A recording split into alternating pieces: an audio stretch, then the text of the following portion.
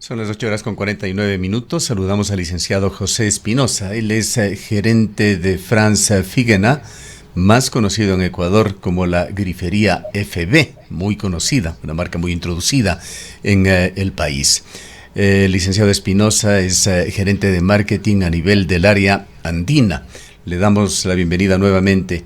Y quisiéramos conocer desde su punto de vista, desde el tipo de industria, empresa y comercio que ustedes llevan adelante y son líderes en Ecuador, ¿cómo han visto, cómo se han afectado en lo positivo y en lo negativo con estos acuerdos bilaterales de comercio con varios países que ha firmado Ecuador? Algunos de ellos que tendrán que ser ratificados por la Asamblea cuando la tengamos. Muy buenos días con todos, muchas gracias por la invitación, un saludo cordial a toda la audiencia. Bien, la parte comercial o la parte industrial no necesariamente se ve afectada gravemente por estos acuerdos o podría o no darse. Yo creo que todo gira en un eje de competitividad. Los ecuatorianos y las industrias o empresas ecuatorianas tienen que estar en capacidad de poder competir con estos mercados.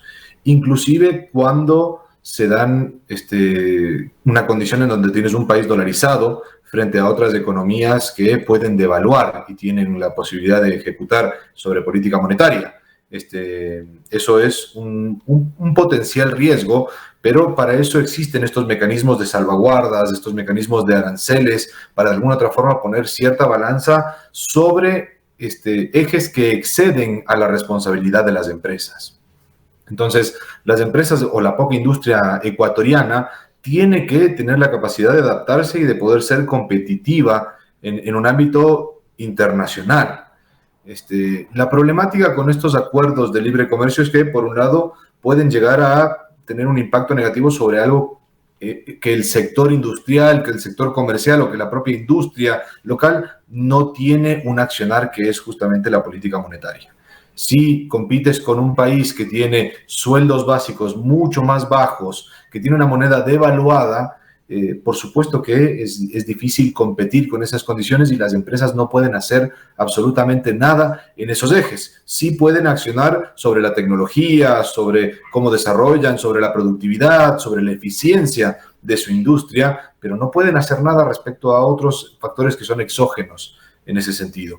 Y eso sí es algo que uno tiene que mirar porque lamentablemente el Ecuador no es un país ampliamente industrializado, y es importante saber el rol que juegan las empresas, las industrias, las fábricas, todo este tipo de comercio en la economía del país, Es decir, y hay cómo cuidar el factores, valor agregado dentro de hay esas. factores exógenos a las empresas que le generan un entorno complejo para competir a nivel internacional fundamentalmente.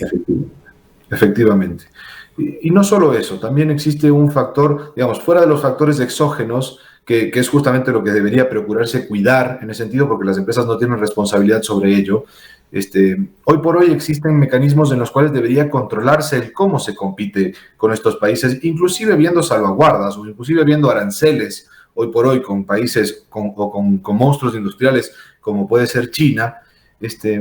Existe un problema de competitividad con respecto a qué le exigimos a unos jugadores y qué le exigimos a otros Y jugadores. aquí Particularmente, permítame hacerle una sí, pregunta, licenciado Espinosa.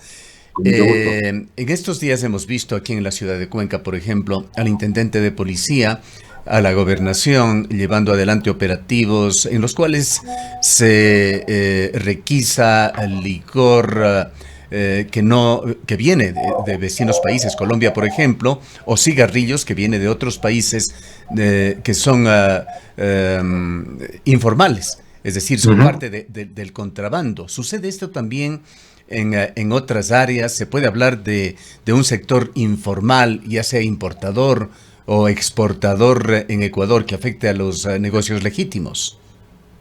De sobremanera. De hecho, hoy por hoy existe, y particularmente en el sector importador, y es eso a lo que me refería con cómo competimos con este tipo de cosas. En el mercado importador, hoy por hoy existe una certificación o algo que denominan como certificación de origen, en donde un importador tiene que presentar un documento emitido por el fabricante, de que cumple las normas técnicas para comercializar ese producto y que ese producto cumple normas, está en regla, no es perjudicial para la salud de los consumidores, tiene la durabilidad, etcétera, y todo lo que tiene que garantizar o lo que exigen las normas técnicas para que un producto sea aceptable y sea algo que genera progreso dentro de la sociedad. ¿Y qué pasa con los importadores informales?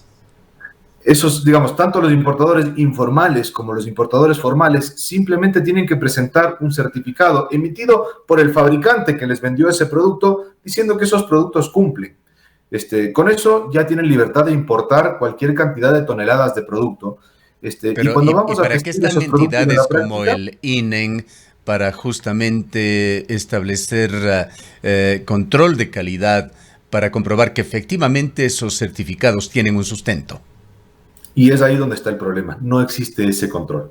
Hoy por hoy no existe ese control en donde alguna entidad vaya a revisar que los productos importados que han certificado con declaración juramentada que esos productos cumplen con aleaciones. En el caso muy particular de la grifería, y es algo por ahí lo que más nos preocupa, la aleación de la grifería es algo básico. La grifería está en contacto constante con el agua y esa agua después es de consumo humano.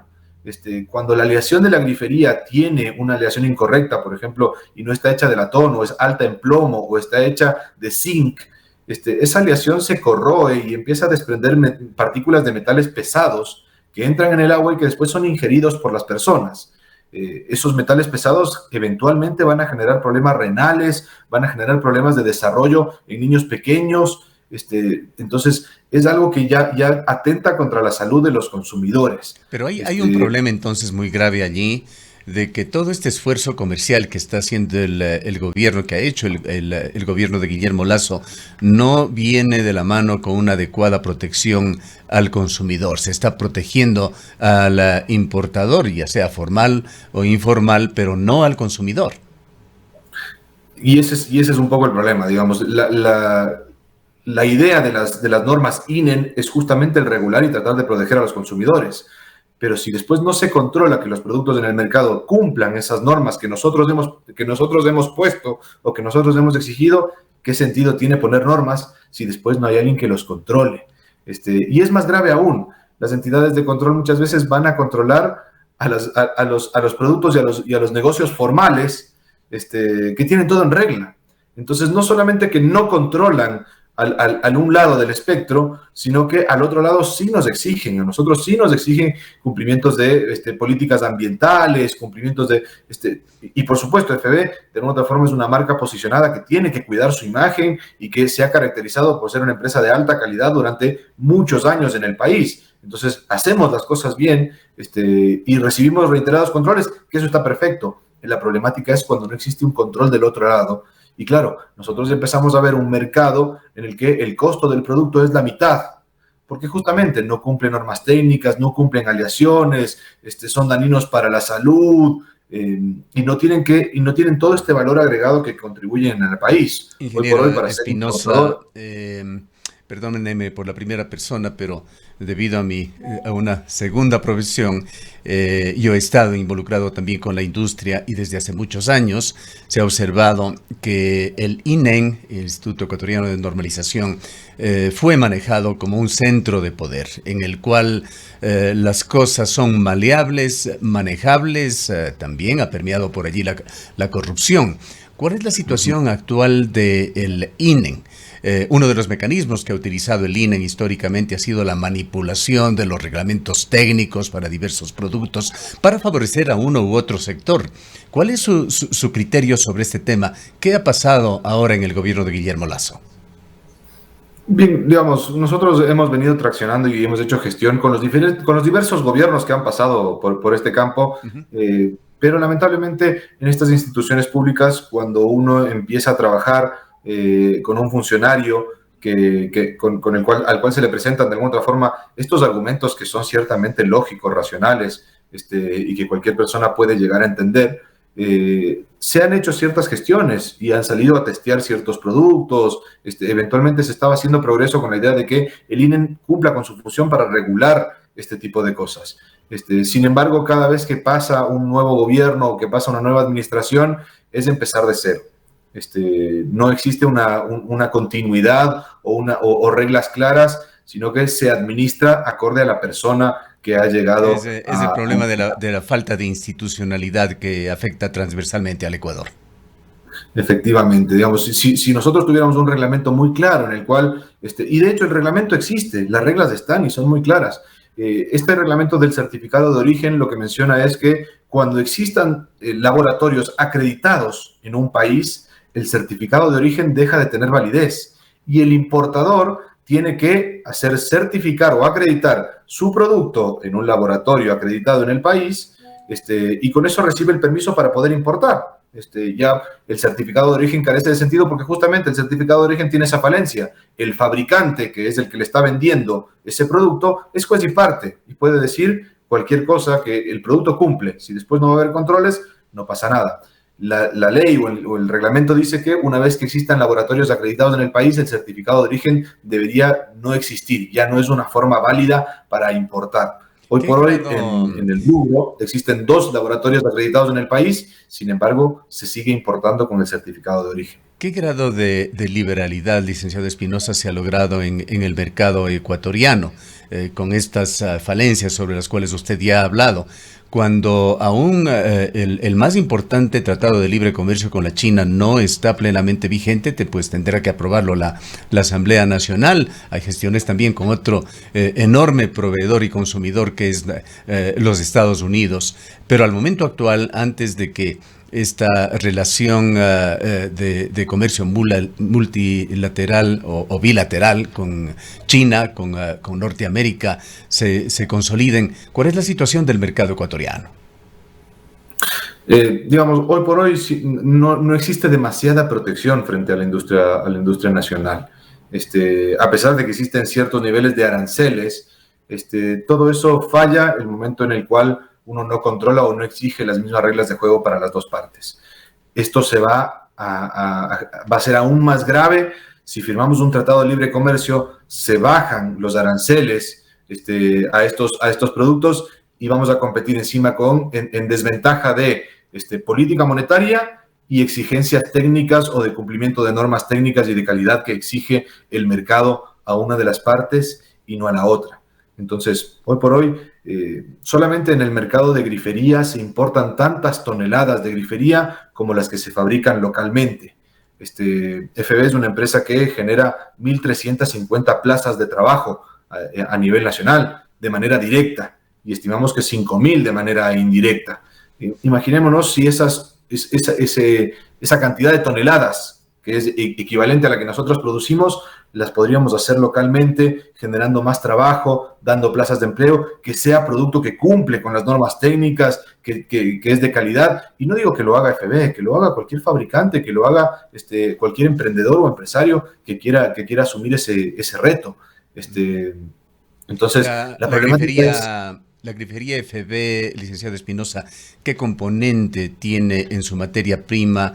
¿Qué componente nacional tiene? Por supuesto que entendemos que en la manufactura tendrá un porcentaje mucho más alto, pero hoy en día es prácticamente imposible prescindir en la industria mediana o grande de tener suministros justamente de estos países que por otra parte desbordan los mercados, como la China.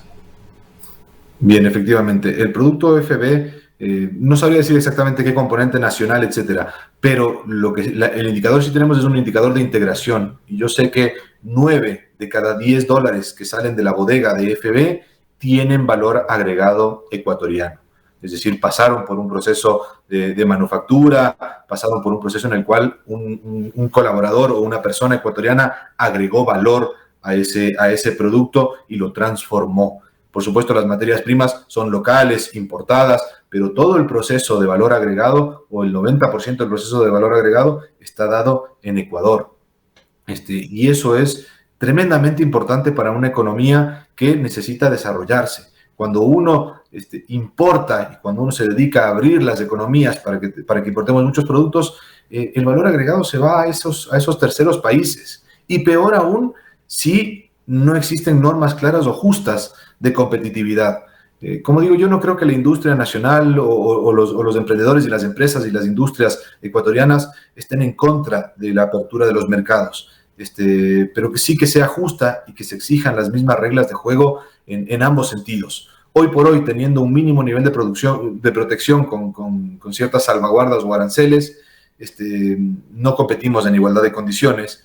Esto se va a magnificar si es que eventualmente se llegan a bajar esas partidas arancelarias, y se permite el libre ingreso de productos y no se cambian los controles con respecto a el producto que se permite importar, que es ahí donde yo creo que está la mayor problemática, más allá del tema de los TLCs o los aranceles. Como digo, eso es algo que las empresas tienen que poder competir, tenemos que ser competitivos, tenemos que ser eficientes y productivos para poder batirnos en el mercado ecuatoriano y en el mercado internacional. Las empresas hoy en Ecuador no solamente abastecen el mercado local, sino que también exportamos. Y eso es porque tenemos que acoplarnos y ser competitivos. El problema es cuando no te exigen lo mismo y pueden empezar a haber invasiones de estos productos que van a mermar la industria local y eso puede eventualmente empezar a costar plazas de trabajo.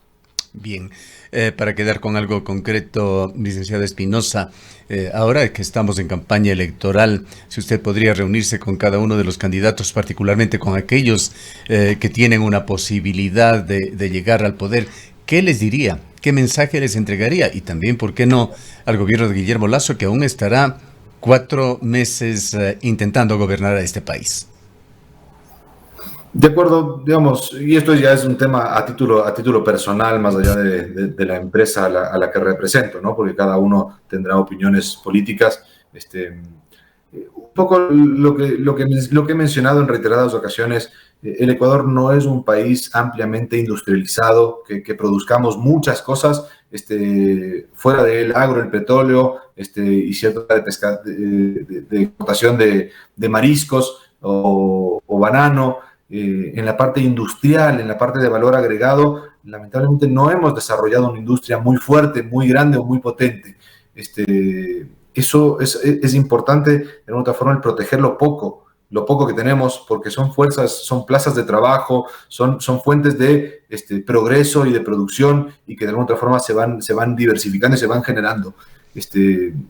El tema de los tratados de libre comercio está perfecto si queremos traer productos que no se producen en Ecuador, microchips, no producimos celulares, importemos celulares con mejores condiciones comerciales, y que la contraparte pueda recibir nuestros productos del agro, nuestros productos petroleros, etcétera, con menores costos arancelarios. Eso es un ganar-ganar, eso es un beneficio. Una pregunta final. Usted es gerente de FEB en el área andina, ¿es correcto esto? Así es. Ya. Sí, correcto. Se ha hablado mucho de la inversión extranjera. Guillermo Lasso puso la vara bastante alta en cuanto a inversión extranjera en Ecuador, cosas que no se han dado. Este año particularmente es enormemente deficitario en cuanto a las previsiones que se hacían y lo que se ha podido lograr. ¿Qué es lo que está faltando en Ecuador, más allá del alto riesgo país y toda la situación política, social que ya conocemos? Reglas de juego claras.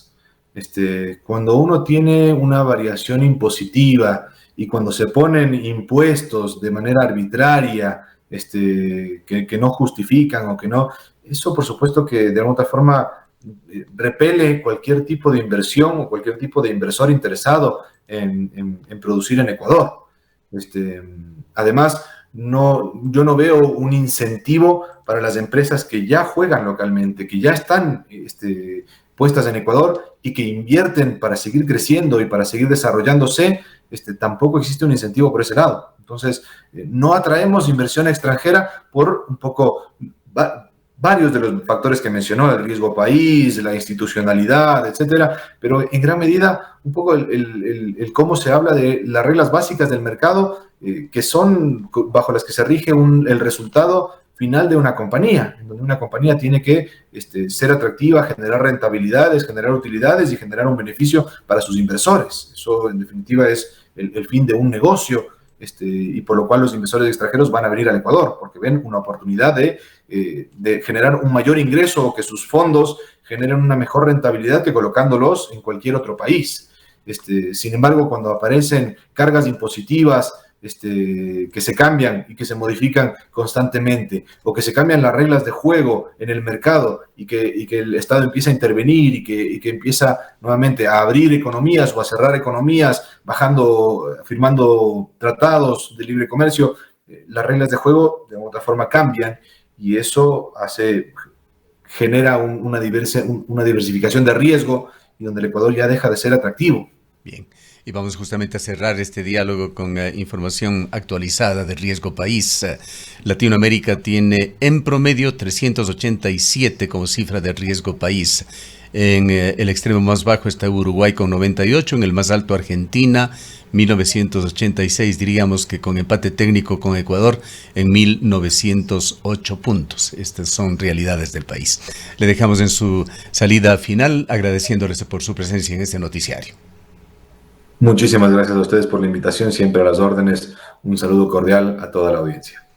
Han escuchado al licenciado José Espinosa, gerente a nivel del área andina de la grifería FB de producción ecuatoriana. Son las 9:09 a.m.